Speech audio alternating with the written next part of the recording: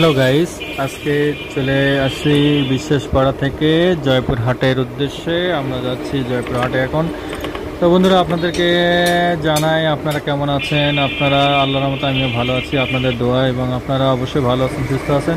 তো আজকে আমার ভিডিওটি চলছে আমাদের জয়পুর হাট যাওয়ার, এবং দুই পাশে রাস্তার ধার দিয়ে যে আমাদের শহরের যে বাসা বাড়িগুলো আছে আপনাদেরকে তুলে ধরবো, আপনারা দেখবেন। এবং এই যে আমি যেখানে আছি এখন, এটা বান্দা বটগাছ বলা হয় এবং সবাই চেনে এই জায়গাটি। আর দুই পাশে দেখেন বাড়িঘরগুলো অনেক সুন্দর যাচ্ছে, দেখেন কত সুন্দর সুন্দর বাড়িঘর করেছে মানুষজন। আসলে অনেক জয়পুরহাট শহরটা এখন সেরকম পারিপাটি একটু হয়েছে। তো বন্ধুরা, আপনাদেরকে কেমন লাগছে এই শহরের বাড়িঘর? দেখেন বন্ধুরা, ঢাকা ক্যাটাগরি বাড়ি করেছেন মানুষ অনেকেই।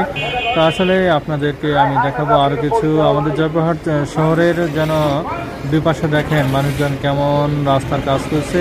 আর দেখেন বন্ধুরা, সামনে আমাদের চলে এসেছে আমাদের একটি জয়পুরহাটের র্যাব ক্যাম্প হয়েছে, সেই র্যাব ক্যাম্পের সামনে আমি এখন রয়েছি। এই বাম সাইডে দেখতে পাচ্ছেন আপনাদের র্যাব ক্যাম্পের যে পাঁচিটা, লাল পাঁচিটা, এই পাঁচিটা র্যাব ক্যাম্পের।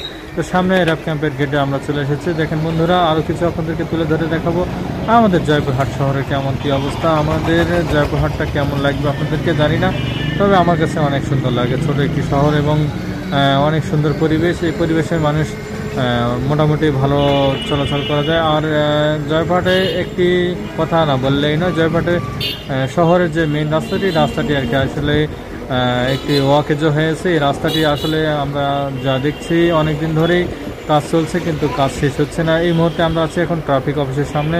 তো বন্ধুরা দেখতে পাচ্ছেন গাড়িটি দাঁড়িয়েছিল, ওটা ট্রাফিক অফিস। আর বাম সাইডে একটি দেখতে পাচ্ছেন মন্দিরের মতো, এটা আসলে এটা হিন্দু মানুষের যারা মন্দির পুজো করেন তাদের এই ঘরটি। তো বন্ধুরা ঠিক